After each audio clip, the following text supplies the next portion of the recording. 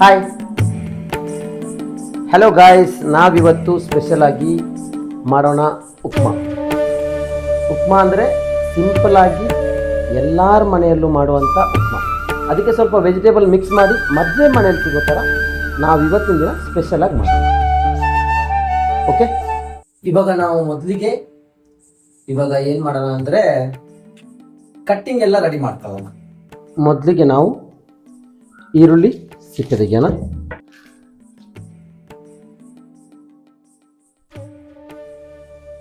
ಮೊದಲಿಗೆ ಈರುಳ್ಳಿ ಕಟ್ ಮಾಡೋಣ.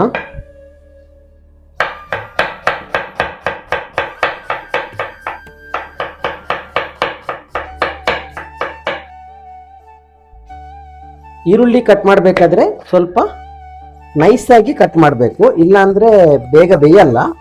ಈರುಳ್ಳಿ ಕಟ್ ಮಾಡಾಗಿದೆ. ಇವಾಗ ನಾನು ಒಂದು ಕ್ಯಾರೆಟು, ಒಂದೆರಡು ಬೀನ್ಸು, 2 ಟೊಮೆಟೊ ಮತ್ತು 1 ಪೀಸು ಶುಂಠಿ ತೊಗೊಂಡಿದ್ದೀನಿ, ಮತ್ತು ಒಂದು 2 ಹಸಿಮೆಣಸಿನ್ಕಾಯಿ. ಇದನ್ನು ಇವಾಗ ಫಾಸ್ಟಾಗಿ ಕಟ್ ಮಾಡ್ಕೊಳ್ಳೋಣ. ಇವಾಗ ನಾವು ಕ್ಯಾರೆಟ್ ಕಟ್ ಮಾಡೋಣ. ಕ್ಯಾರೆಟ್ನ ಚಂದ ಮಾಡಿ ತೊಳೆದ್ರೆ ಸಾಕು. ಕ್ಯಾರೆಟ್ನ ಪೀಲ್ ಮಾಡಬೇಕಂತ ಏನೂ ಇಲ್ಲ, ಯಾಕೆಂದರೆ ಇದು ಫ್ರೆಶ್ ಕ್ಯಾರೆಟು, ಹಾಗಾಗಿ ನಾನು ಪೀಲ್ ಮಾಡಿಲ್ಲ. ಇದನ್ನು ಸ್ವಲ್ಪ ನೈಸಾಗಿ ಕಟ್ ಮಾಡ್ಕೊತೀನಿ, ಯಾಕೆಂದರೆ ನೈಸಾಗಿದ್ದರೆ ಬೇಗ ಬೇಯುತ್ತೆ, ಪ್ಲಸ್ ಚೆನ್ನಾಗೂ ಇರುತ್ತೆ. ಇದು ಜಾಸ್ತಿಯಾಗಿ ಮದುವೆ ಮನೆಯಲ್ಲಿ ಈ ಥರ ಮಾಡ್ಕೋತಾರೆ, ಓಕೆನಾ. ಎಲ್ಲ ಕಡೆ ವೆಜಿಟೇಬಲ್ಸ್ ಹಾಕಬೇಕಂತ ಏನಿಲ್ಲ, ನಿಮಗೆ ಬೇಕಂದರೆ ಹಾಕೋಬೋದು, ಬೇಡ ಅಂದರೆ ಹಾಕೋಬೇಡಿ. ಓಕೆ, ಬೀನ್ಸು ಅದೇ ಥರ ಈಗ ರೌಂಡಾಗಿ ಕಟ್ ಮಾಡ್ಕೊಂಡಿದ್ದೀನಿ. ಕ್ಯಾರೆಟು ಬೀನ್ಸು ಕಟ್ ಮಾಡಿ ಆಯಿತು. ಇನ್ನಿವಾಗ ನಮಗೆ ವೆರಿ ಇಂಪಾರ್ಟೆಂಟ್ ಶುಂಠಿ. ಶುಂಠಿ ಜಾಸ್ತಿ ಬೇಡ, ಸ್ವಲ್ಪ ಸಾಕು.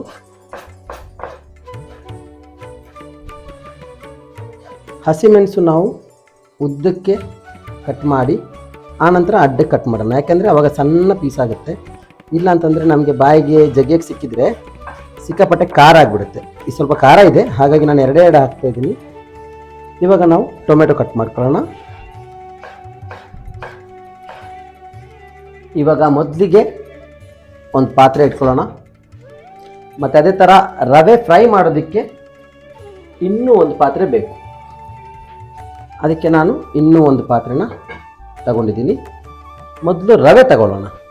ಇದೊಂದು 100 ml ಪಾತ್ರೆ, ಇದರಲ್ಲಿ 2 ಪಾತ್ರೆ ರವೆ ತಗೋತೀನಿ, ಯಾಕೆಂದರೆ ಪಾತ್ರೆ ಬಿಸಿ ಮಾಡಿಲ್ಲ. ಪಾತ್ರೆ ಬಿಸಿ ಮಾಡಬೇಕಂತ ಇಲ್ಲ, 2 ಪಾತ್ರೆ ರವೆ ತಗೊಂಡೆ. ಇವಾಗ ಈ ಪಾತ್ರೆ ಬೇಕು, ಇದನ್ನು ಒಂದು ಸೈಡಲ್ಲಿ ಇಟ್ಕೊಳ್ಳೋಣ. ಇವಾಗ ಮೊದಲಿಗೆ ನಾವು ಗ್ಯಾಸ್ ಆನ್ ಮಾಡೋಣ. ಇವಾಗ ಗ್ಯಾಸ್ ಆನ್ ಮಾಡಿದ ತಕ್ಷಣ ಚಂದ ಮಾಡಿ ಬಿಸಿ ಮಾಡಬೇಕು ರವೆನ, ಯಾಕೆಂದರೆ ನಾನ್ ಸ್ಟಿಕ್ ಪಾತ್ರೆ ಆಗಿರೋದ್ರಿಂದ ನಿಮಗೆ ಬಿಸಿ ಮಾಡಬೇಕಂದ್ರೆ ಜಾಸ್ತಿ ಏನು ಪ್ರಾಬ್ಲಮ್ ಇರಲ್ಲ. ಮೀಡಿಯಮ್ ಫೈರಲ್ಲಿ ಇಟ್ಕೊಳ್ಳಿ, ಯಾಕೆಂದರೆ ಜಾಸ್ತಿ ಓವರಾಗಿ ಬಿಸಿ ಮಾಡಬೇಕಂತ ಇಲ್ಲ. ಮತ್ತು ವುಡನ್ ಸ್ಪೂನ್ ಅಥವಾ ಸಿಲಿಕಾನ್ ಸ್ಪೂನ್ ಅಂತ ಸಿಗುತ್ತೆ, ಅದನ್ನೇ ತಗೊಳ್ಳಿ. ಯಾಕೆಂದರೆ ರವೆ ಸೀದೋಗಬಾರ್ದು, ಪ್ಲಸ್ ಸೀದೋಗ್ಬಿಟ್ರೆ ಟೇಸ್ಟ್ ಬರಲ್ಲ, ಮತ್ತು ಕಪ್ಪಗೂ ಆಗಬಾರ್ದು. ಇದು ಚಂದ ಮಾಡಿ ಹುರ್ಕೋಬೇಕು, ಆವಾಗಲೇ ನಿಮಗೆ ಸಖತ್ ಟೇಸ್ಟ್ ಇರುತ್ತೆ. ಹಾಗಾಗಿ ಇದನ್ನು ಚಂದ ಮಾಡಿ ನಾವು ಫ್ರೈ ಮಾಡೋಣ.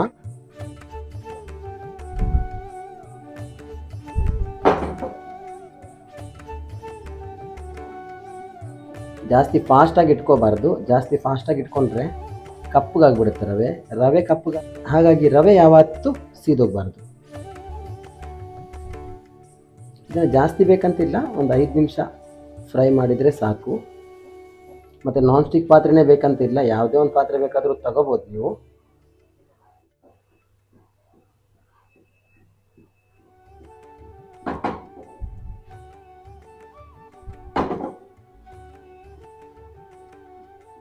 ಡೈರೆಕ್ಟಾಗಿನೂ ಮಾಡ್ಬೋದು, ಆದರೆ ಅದು ನಿಮಗೆ ಒಂಥರ ಅಂಟ್ಕೊಳ್ಳುತ್ತೆ. ಹಾಗಾಗಿ ನಾನು ಇವಾಗ ನಿಮಗೆ ಫ್ರೈ ಮಾಡಿ ತೋರಿಸ್ತಾ ಇರೋದು.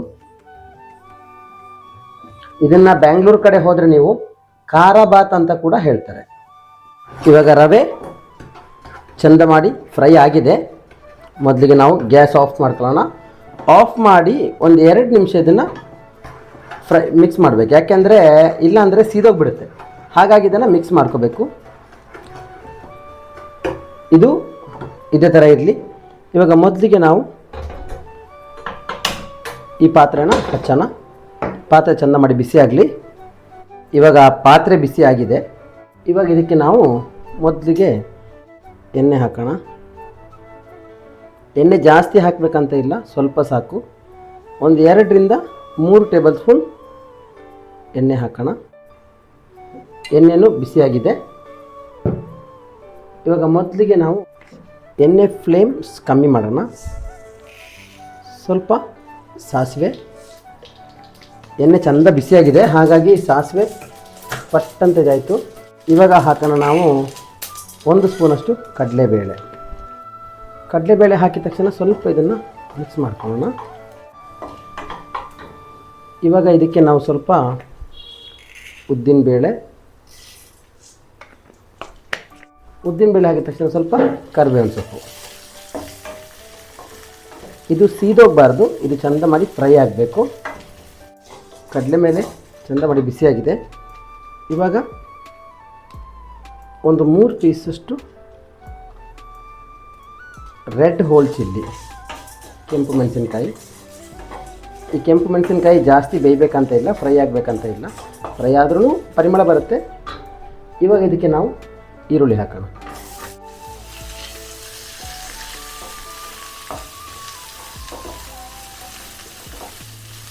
ಈರುಳ್ಳಿ ಹಾಕಿನೂ ಅದೇ ಥರ ಜಾಸ್ತಿ ಫ್ರೈ ಆಗಬೇಕಂತ ಇಲ್ಲ.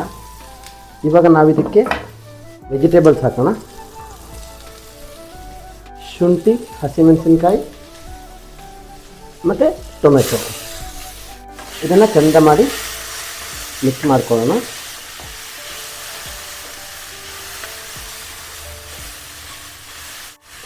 ಇವಾಗ ಇದು ಸ್ವಲ್ಪ ಕಲರ್ ಚೇಂಜ್ ಆಗಿದೆ. ನಿಮಗೆ ವೆಜಿಟೇಬಲ್ ಹಾಕಬೇಕಂತಲೇ ಇಲ್ಲ, ಬಟ್ ಮಕ್ಕಳಿಗೆಲ್ಲ ಸಿಕ್ಕಾಪಟ್ಟೆ ಇಷ್ಟ ಆಗುತ್ತೆ ವೆಜಿಟೇಬಲ್ಸ್ ಹಾಕಿದರೆ.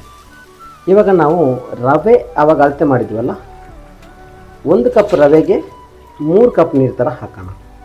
ನಾನು ಹಾಕಿರೋದು 2 ಕಪ್ ರವೆ, ಹಾಗಾಗಿ 6 ಕಪ್ ನೀರು ಹಾಕೋತಾ ಇದ್ದೀನಿ.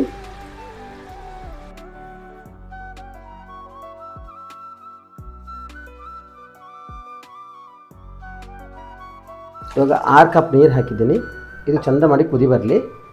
ಈ ಹೊರಗಡೆ ಸೈಡಲ್ಲಿರೋ ಕಡಲೆಬೇಳೆ, ಈರುಳ್ಳಿ, ಟೊಮೆಟೊ ಇದನ್ನೆಲ್ಲ ನೀರಲ್ಲಿ ಸೇರಿಸ್ಕೊಳ್ಳೋಣ. ಇವಾಗ ನಾವು ಇದಕ್ಕೆ ಉಪ್ಪು ಹಾಕೋಣ. 1 ಟೇಬಲ್ ಸ್ಪೂನ್ ಉಪ್ಪು. ಇವಾಗ ಇದನ್ನು ಕುದಿ ಬರೋವರೆಗೂ ಮುಚ್ಚಳ ಹಾಕಿಡೋಣ. ಇವಾಗ ಇದು ಕುದೀತಾ ಇದೆ. ಇದೊಂದು 5ರಿಂದ 6 ನಿಮಿಷ ಬೇಯಬೇಕು. ಇಲ್ಲ ಅಂದರೆ ಆ ಈರುಳ್ಳಿ ಟೊಮೆಟೊ ಎಲ್ಲ ಬೆಂದಿರಲ್ಲಲ್ವ, ಹಸಿ ಹಸಿ ಇರುತ್ತೆ. ಚೆಂದ ಮಾಡಿ ಕುದಿಲಿ. ಇನ್ನೂ ಸ್ವಲ್ಪ ಹೊತ್ತು ಮುಚ್ಚಳ ಹಾಕಿಡೋಣ.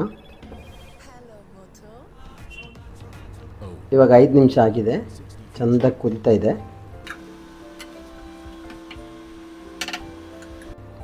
ನೀವು ಬೇಕಂದರೆ ಅರಿಶಿನ ಕೂಡ ಹಾಕ್ಬೋದು. ಇವಾಗ ಚೆಂದ ಮಾಡಿ ಕುದೀತಾ ಇದೆ.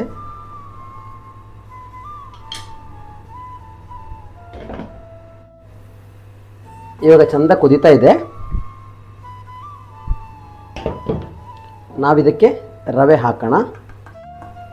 ರವೆ ಹಾಕಬೇಕಾದ್ರೆ ಸ್ಲೋವಾಗಿ ಹಾಕೋಬೇಕು, ಚೆಂದ ಮಾಡಿ ಮಿಕ್ಸ್ ಮಾಡ್ಕೋಬೇಕು. ಅದೇ ಥರ ರವೆ ಹಾಕಬೇಕಾದ್ರೆ ಮಿಕ್ಸ್ ಮಾಡ್ತಾ ಇರಬೇಕು, ಇಲ್ಲಾಂದರೆ ಗಟ್ಟಿ ಗಟ್ಟಿ ಉಂಡೆ ಉಂಡೆ ಆಗುತ್ತೆ. ಹಾಗಾಗಿ ರವೆ ಹಾಕ್ತಾ ಹಾಕ್ತಾ ಚೆಂದ ಮಾಡಿ ಮಿಕ್ಸ್ ಮಾಡ್ತಾ ಇರಬೇಕು.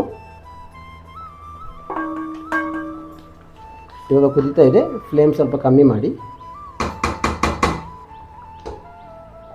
ಮತ್ತು ಒಂದು 5 ನಿಮಿಷ ಇದಕ್ಕೆ ಮುಚ್ಚಳ ಹಾಕೋಣ.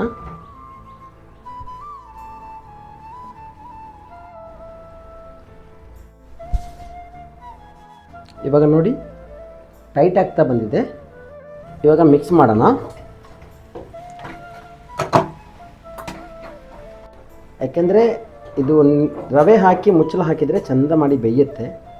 ಆವಾಗ ನಾವು ಸ್ವಲ್ಪ ಮೇಲ್ಗಡೆ ಗಟ್ಟಿ ಆಗಬೇಕು, ಅಂದರೆ ದಮ್ ಹಾಕೋ ಥರ ಇರಬೇಕು. ಆವಾಗ ಇದನ್ನು ಚೆಂದ ಮಾಡಿ ನಾವು ಮಿಕ್ಸ್ ಮಾಡ್ಕೋಬೇಕು. ಈ ಥರ ಥಿಕ್ನೆಸ್ ಬರಬೇಕು. ಇವಾಗ ಉಪ್ಮಾ ರೆಡಿಯಾಗಿದೆ. ನೀವು ಇದ್ರ ಮೇಲ್ಗಡೆಗೆ ಬೇಕಾದರೆ ಸ್ವಲ್ಪ ತುಪ್ಪ ಹಾಕೋಬೋದು. ಇವಾಗ ಇದನ್ನು ಇನ್ನೊಂದು 5 ನಿಮಿಷ ನಾವು ದಮ್ಮಲ್ಲಿಡೋಣ. ಆವಾಗ ನಿಮಗೆ ಚಂದ ಮಾಡಿ ಪುಡಿ ಪುಡಿಯಾಗಿ ಸಿಗುತ್ತೆ. ಒಂದು 5 ನಿಮಿಷ ನಾನು ದಮ್ಮಲ್ಲಿ ಇಡ್ತಾ ಇದ್ದೀನಿ.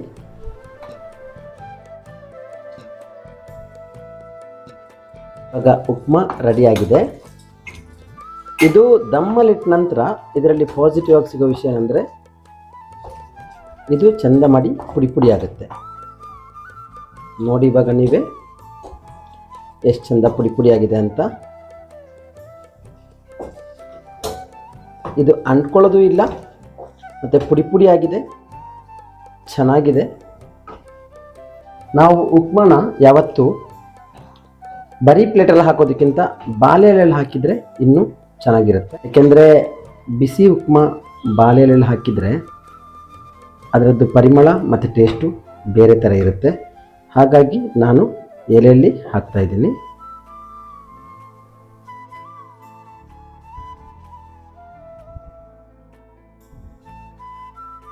ನಿಮಗೋಸ್ಕರ ಇವತ್ತಿನ ಸ್ಪೆಷಲ್ ಪುಡಿ ಪುಡಿ ಉಪ್ಮಾ ರೆಡಿಯಾಗಿದೆ. ನೋಡಿ ಫ್ರೆಂಡ್ಸ್, ಇದರಲ್ಲಿ ಕಡಲೆಬೇಳೆ, ಉದ್ದಿನಬೇಳೆ, ಬೀನ್ಸು, ಕ್ಯಾರೆಟು, ಟೊಮೆಟೊ, ಆನಿಯನ್ನು ಸಖತ್ತಾಗಿದೆ ಮಾತ್ರ. ನೀವು ಇದೇ ಥರದ್ದನ್ನು ನೆಕ್ಸ್ಟ್ ಏನು ಮಾಡಬೇಕು ಅನ್ನೋದನ್ನು ನೀವು ಡಿಸೈಡ್ ಮಾಡಿ. ನಿಮ್ಗೇನು ಬೇಕು ಅನ್ನೋದನ್ನು ನೀವು ಕಮೆಂಟಲ್ಲಿ ಹಾಕಿ, ನಾನು ಅದನ್ನು ಖಂಡಿತವಾಗಿಯೂ ನಿಮಗೋಸ್ಕರ ಸ್ಪೆಷಲ್ ರೆಸಿಪಿಯಾಗಿ ಮಾಡ್ತೀನಿ. Thank you friends.